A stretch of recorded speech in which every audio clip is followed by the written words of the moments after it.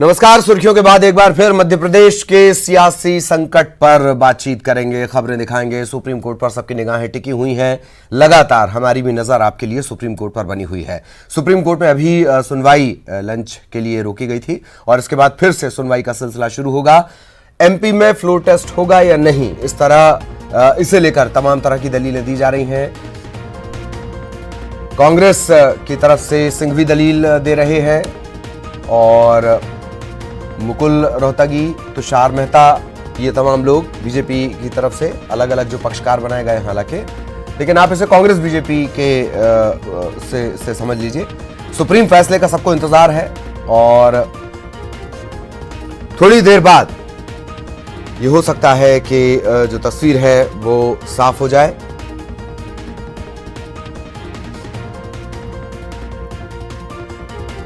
इससे पहले क्या कुछ घटनाक्रम हुआ वो तेजी से आपको बता देते हैं। सिंघवी ने बागी विधायकों की तरफ से जो कागजात रखे गए उन पर सवाल उठाए।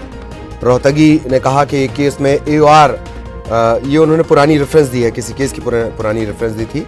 सिंघवी ने राजस्थान, छत्तीसगढ़, ओडिशा, केरल और कुछ राज्यों में कोरोना के चलते विधानसभा स्थगित होने का भी हवाला दिया।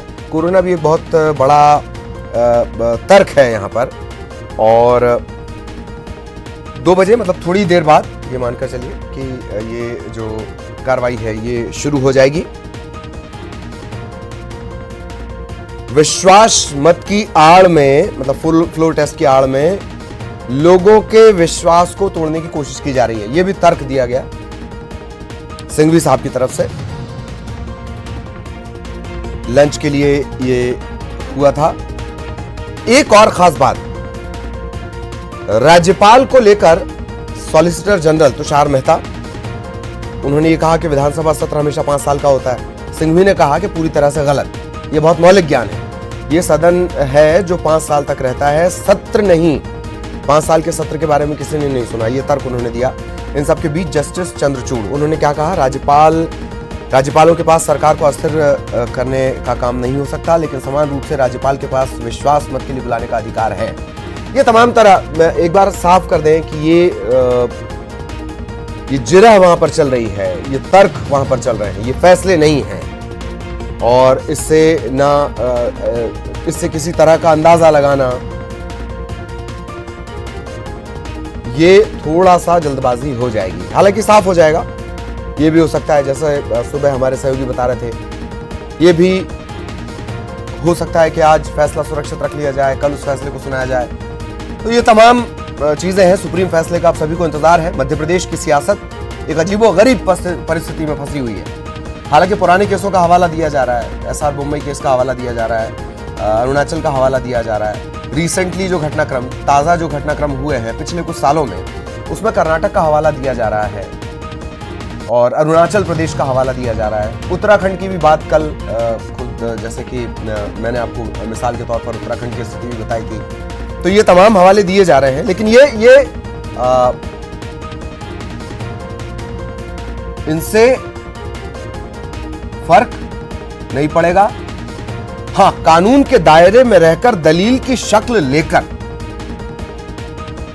अगर ये तर्क दिए जाएंगे तो हो सकता है फैसले पर इसका असर रहे।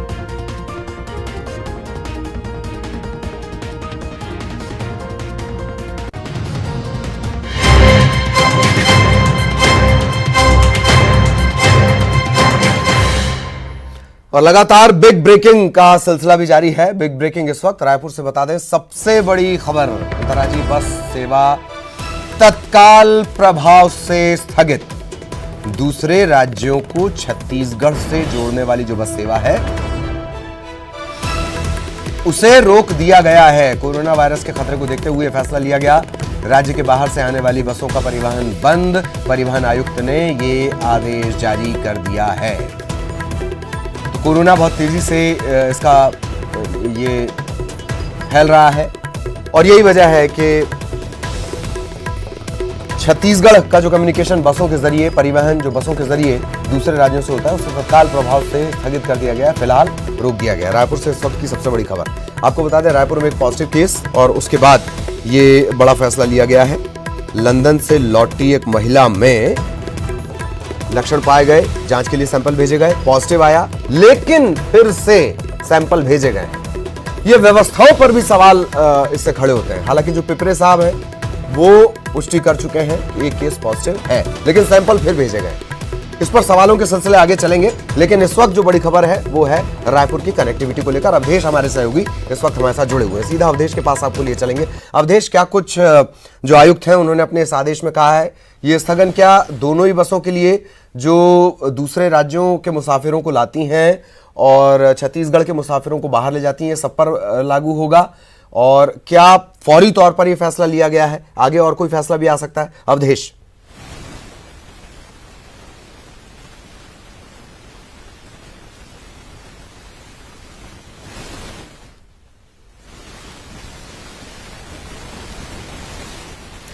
चलिए, तो अवधेश से हम फिर से संपर्क करने की कोशिश कर रहे हैं। एक चीज आपने गौर की होगी कि अवधेश आपको पूरी तरह से लैस नजर आए हैं, वो पूरा ध्यान रख रहे हैं, लेकिन काम की जिम्मेदारी भी है। इतनी रिस्की कंडीशन में हमारे तमाम सहयोगी काम कर रहे हैं, बहुत ज्यादा रिस्क लेकर ये सभी काम कर रहे हैं। क्यों? क्योंकि आप तक हमें खबरें पहुंचानी है, सही तरीके से सटीक जानकारी पहुंचानी है।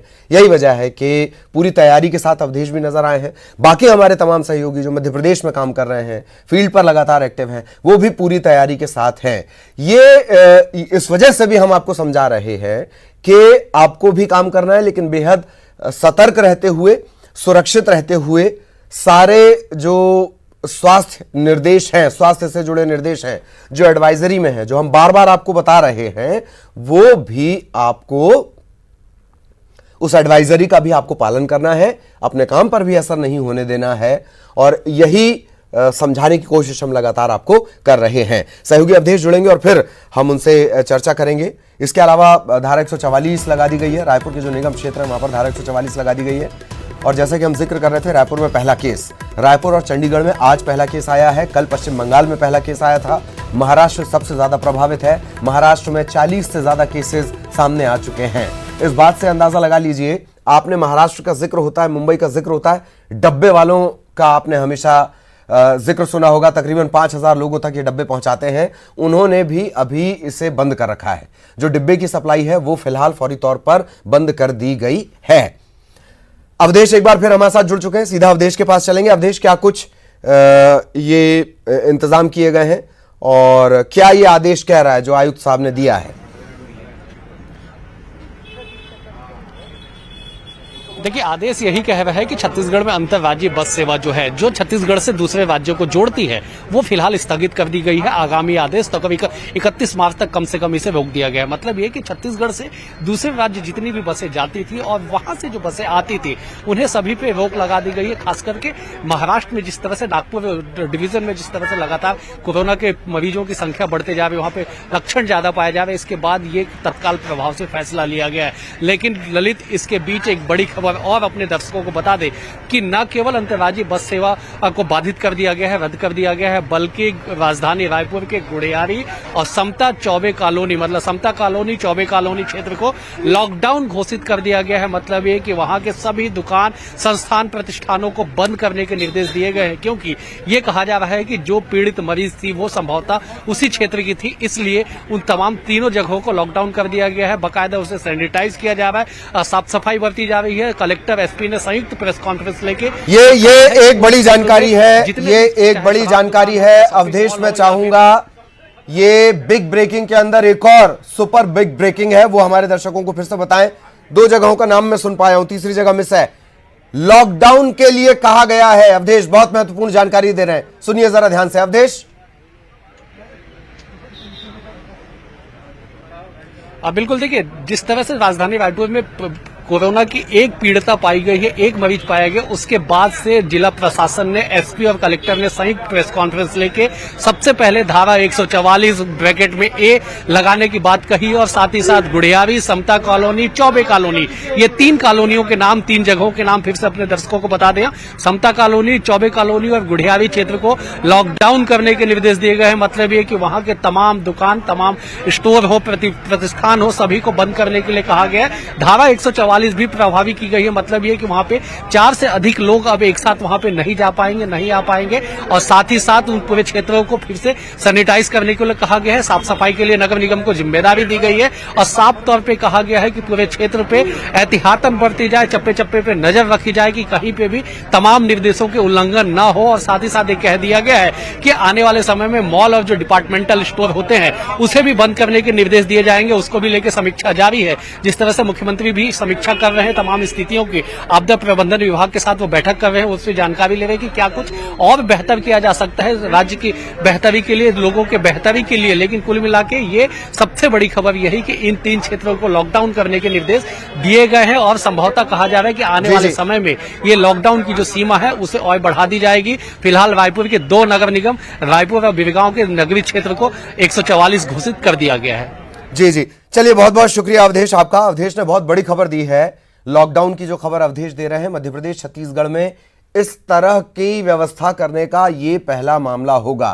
3 इलाकों को इस तरीके से लॉकडाउन करने का मतलब है तमाम जो प्रतिष्ठान रहेंगे वहां के उन्हें बंद किया जाएगा। इस पर भी लगातार नजर बनी हुई। एक ब्रेक के लिए रुक रहे हैं। बड़ी खबर इस वक्त आपकी स्क्रीन पर। भोपाल से बड़ी खबर। सीएम ने लोगों से अपील की है, कोरोना को लेकर सतर्कता बरतें, सावधानी बरतें, लोगों को इसके प्रति जागरूक किया जाए, भीड़ भाड़ वाली जगहों पर जाने से बचें, ये कहना है सीएम का। सीएम कमलनाथ ने ये अपील की है लोगों से। साफ सफाई रखने की भी अपील उन्होंने की है।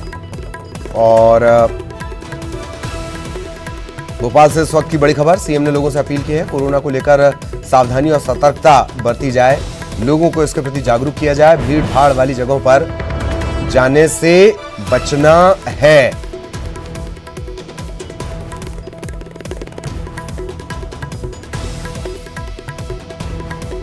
बड़ी खबर इस वक्त भोपाल से।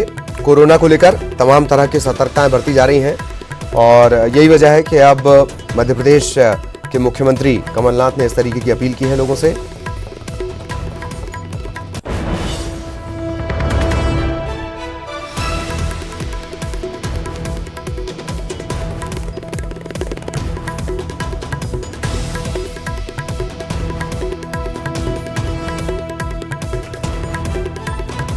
कोरोना को लेकर सतर्कता और सावधानी बरतने के निर्देश दिए गए हैं।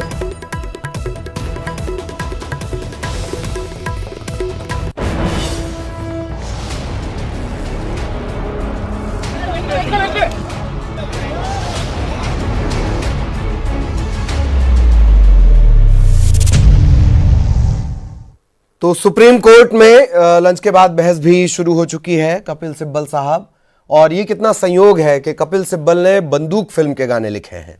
बंदूक जो फिल्म है उसमें गाना है बावरे नैना छुप छुप रहना, और ये जो पूरी फिल्म है ये चंबल के इर्द गिर्द घूमती है। मध्य प्रदेश की राजनीतिक स्थिति भी अभी ग्वालियर और चंबल के इर्द गिर्द घूम रही है। वही जो कभी आप कपिल सिब्बल को कवि के रूप में जानते हैं, अभी वो वकील के रूप में दलील दे रहे हैं, वो भी आपको बताते हैं। सुप्रीम कोर्ट में लंच के बाद बहस शुरू हो चुकी है। कपिल सिब्बल दलील दे रहे हैं, ये एक अलग मामला है। राज्यपाल के सामने बहुमत का दावा नहीं किया गया, किसी ने भी राज्यपाल के सामने दावा नहीं किया। ये पहला ऐसा मामला है जब राज्यपाल बहुमत के लिए बोल रहे हैं। तब बहुमत के लिए बोल रहे हैं वो भी जब सत्र चालू है। वो एक और उन्होंने लिखा, चूंकि मैंने बताया कि वो राइटर भी हैं, तो इस तरह के शब्द वो इस्तेमाल कर लेते हैं कि सब पैसे और ताकत का खेल है, हम आंखें बंद कर नहीं रख सकते। अच्छी दलील है। ये तमाम बातें उन्होंने अदालत में कही हैं। सीएम कमलनाथ को रिप्रेजेंट वो इस वक्त अदालत में कर रहे हैं। तो ये बड़ी बात कपिल सिब्बल ने अदालत में कही है। और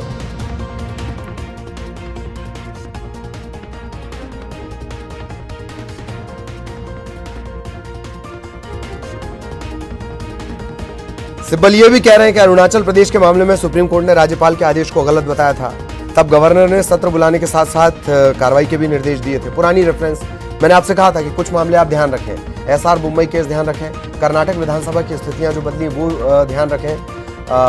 एसआर मुंबई भी कर्नाटक से जुड़ा हुआ है। इसके अलावा ये भी ध्यान रखें कि अरुणाचल प्रदेश में किस तरीके से राजनीतिक उठापटक हुई थी। वो इस वजह से हमने आपको कहा था कि ये जो जब केस चलेगा उसमें ये दलीलें आएंगी। अरुणाचल प्रदेश का जिक्र सिब्बल कर रहे हैं। सिब्बल ने सुप्रीम कोर्ट में यह भी कहा कि मध्य प्रदेश का मामला अपने आप में अनूठा है, कोई भी पक्ष बहुमत का दावा नहीं कर रहा, सामने वाले के अल्पमत में होने का दावा कर रहा है, और यह ऐसा पहला मामला है जिसमें राज्यपाल कह रहे हैं कि शक्ति परीक्षण करो। कुछ विधायक सदन में नहीं आएंगे, ये सिब्बल ने कहा है, कुछ विधायक सदन में नहीं आएंगे, सरकार गिर जाएगी, विधायक नई सरकार में कोई पद ले लेंगे। क्या आप, यानी जज को वो कह रहे हैं कि क्या आप ऐसा कोई एग्जाम्पल सेट करना चाहते हैं?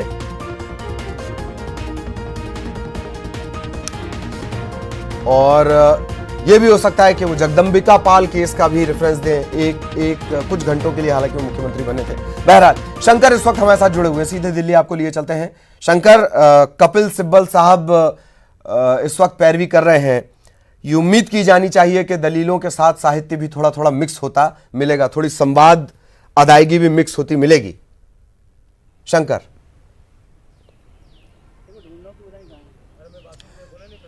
देखिए ललित, लंच के बाद जब जैसे ही इस मामले की सुनवाई शुरू हुई, कपिल सिब्बल को मौका दिया गया और कपिल सिब्बल इस मामले पर अपनी जो दलील है वो रख रहे हैं। इस मामले पर कपिल सिब्बल ने कहा कि सब पैसे का खेल है, यानी कि सब तौर पे उन्होंने जिस तरह से बाकायदा इस कोर्ट के अंदर कहा कि सब पैसे और ताकत का ये खेल है और इन सबों को, ये सब चीज़ें देख करके हम अपनी आंखें बंद नहीं कर सकते हैं।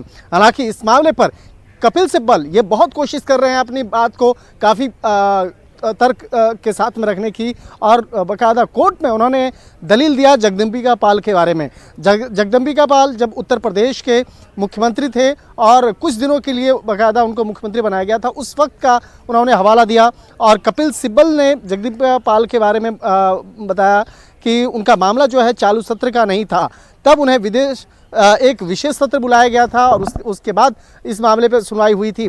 तो एक तरह से कहा जा सकता है जगदंबिका पाल की अगर बात की जाए तो वो उस वक्त में कांग्रेस के वो नेता थे, कांग्रेस के की तरफ से थे, लेकिन अभी हालांकि वो बीजेपी में हैं। और इसके साथ ही कपिल सिब्बल ने कहा कि जगदंबिका पाल का मामला भी चालू सत्र का नहीं था, विशेष सत्र बुला करके इस मामले पर सुनवाई हुई थी, तो क्यों नहीं इस मामले पर एक विशेष सत्र बुला लिया जाए।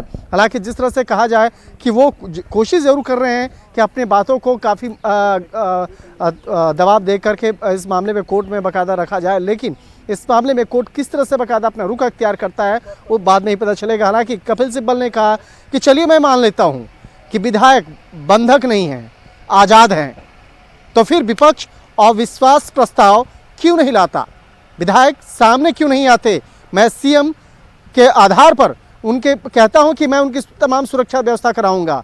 तो ये मसला जो है इस मामले पर कपिल सिब्बल भी आज काफ़ी मजबूती से इस बात को रखने का प्रयास कर रहे हैं और वो भी चाहते हैं कि तमाम जो विधायक है, खासकर वो 16 विधायक जो कांग्रेस के थे, जो अब बीजेपी के समर्थन में खड़े हुए हैं और बेंगलोर में बैठे हैं, तो वो चाहते हैं कि वो विधायक आए और उनके सामने आए, उनके तमाम कांग्रेस के जो मुख्यमंत्री हैं उनके सामने आए और अपनी बातों को रखें। लेकिन यहाँ तो अब जिस तरह से एक पेंच फंसा है, जिस तरह से राजनीतिक एक सिचुएशन बना है, उस सिचुएशन में इतना तो स्पष्ट है कि वो 16 विधायक जो कांग्रेस के थे अब बीजेपी के समर्थन में वो आ चुके हैं और बाकायदा इस मामले पर उन्होंने खत भी लिखा और यहाँ तक कि मोबाइल से अपनी वीडियो बना करके वो अपने भेज रहे हैं और बता रहे हैं कि वो इस्तीफा दे चुके हैं, वो बीजेपी के समर्थन में हैं और अगर चाहे इस मामले पर तो राज्यपाल इस मामले पर फैसला ले और जल्द से जल्द फ्लोर टेस्ट करवाए, इस मामले पर जो बहुमत सिद्ध करने का जो एक अधिकार है बाकायदा वो दिया जाए और इस मामले पर फ्लोर टेस्ट जल्द से जल्द होनी चाहिए। तो इस मामले पर जिस तरह से बाकायदा स्पीकर और राज्यपाल के बीच में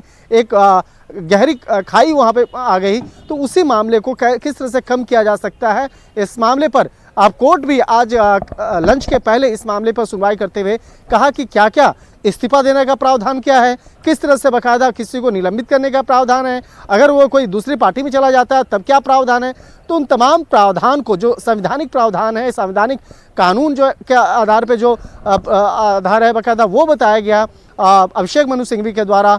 उसके बाद अब जो कपिल सिब्बल इस मामले को फिर से दोहरा रहे हैं और इस मामले में कमलनाथ के द्वारा जो मुख्यमंत्री मध्य प्रदेश हैं बाकायदा उनके तरफ से जब इस मामले की दलील दी जा रही है और बताया जा रहा है कि क्या क्या होनी चाहिए, क्या क्या व्यवस्था होना चाहिए और इस मामले पे वो बाकायदा बता रहे हैं।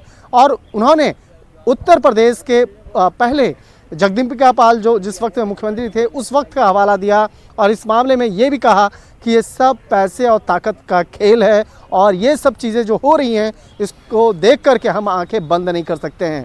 तो उस वक्त में जिस वक्त में कपिल सिब्बल ये दलील दे रहे थे, पूरा कोर्ट जो है उनकी बातों को काफ़ी गंभीरता से सुन रहा था और इसके साथ ही उन्होंने इस बात पर भी काफ़ी दबाव देते हुए कहा कि चलिए हम मान लेते हैं कि जो हमारे कांग्रेस के विधायक हैं वो बंधक नहीं है, आज़ाद नहीं है, तो उनके खिलाफ तो विपक्ष को जो है एक अविश्वास प्रस्ताव क्यों नहीं लेके आते और विधायक जो सामने क्यों नहीं आते, और उनकी सुरक्षा व्यवस्था का भी हवाला देने का उन्होंने जिक्र किया। इसके साथ ही उन्होंने कहा कि अगर कुछ विधायक सदन में नहीं आएंगे, सरकार गिर जाएगी, विधायक नहीं सरकार में कोई नया पद ले लेंगे, तो आप मतलब कि आपका मतलब जज कि आप ऐसा उदाहरण स्थापित करेंगे।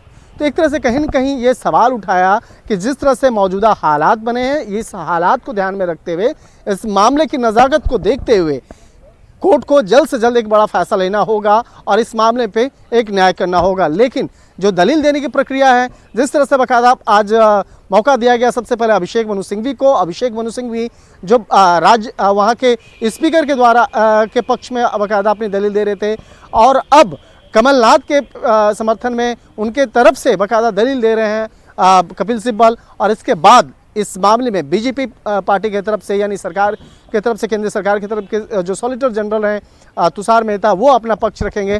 तो जैसा कि आज सुबह में मैंने कहा था, आज पूरा शाम तक आज दलील देने की जो प्रक्रिया है वो चलती रहेगी और देर शाम तक इस मामले में दलील देने का जो आज जो कोशिशें हैं वो आज पूरी होंगी, और उसके बाद इस मामले पे हो सकता है कि फैसला जो है आज रिजर्व कर लिया जाए और इस मामले पर फैसला कल के लिए सुरक्षित रखा जा सकता है। लेकिन तमाम चीज़ों पर जो फैसला है वो माननीय सुप्रीम कोर्ट ही लेंगी, और आज इस मामले पर जो दलील देने की जो प्रक्रिया है वो लगातार चल रही है। लगातार सुप्रीम कोर्ट के अंदर में, जिस कोर्ट में बाकायदा अभी कपिल सिब्बल अपनी तमाम जो दावे को रख रहे हैं, तमाम दलीलों को मजबूती से रख रहे हैं, और कोर्ट में जस्टिस चंद्रचूड़ और जस्टिस गुप्ता दोनों इन चीज़ों को, तमाम जो दलीलों को काफ़ी गंभीरता से सुन रहे हैं। जी ललित, ये जिस तरीके से आप जानकारी दे रहे हैं, तमाम तरह की दलील रखी जा रही है, क्या ये आप ऐसा एग्जाम्पल सेट करना चाहते हैं? इन तमाम बातों से इतर ये भी एक एक्सपीरियंस होगा शंकर कि जब दो ऐसे दिग्गज अदालत में किसी मसले पर और ऐसे संवेदनशील मसले पर डिस्कशन करते होंगे तो बहुत दिलचस्प स्थिति बनती होगी। अभी तो तुषार मेहता साहब बोलेंगे, तब शायद स्थितियां और ज़्यादा दिलचस्प बन जाएं। ये फिल्म का वाला पहलू है जिसमें अदालत के कटघरे में तस्वीरें पहुंच चुकी हैं। बहरहाल आप लगातार हमारे साथ बने रहे शंकर, एक छोटे से ब्रेक के लिए हम रुक रहे हैं और ब्रेक के बाद भी ये जो दिलचस्प सुनवाई है, इसी दिलचस्प अंदाज में जानकारियों के साथ हम अपने दर्शकों तक पहुंचाते रहेंगे। एक ब्रेक ले लेते हैं।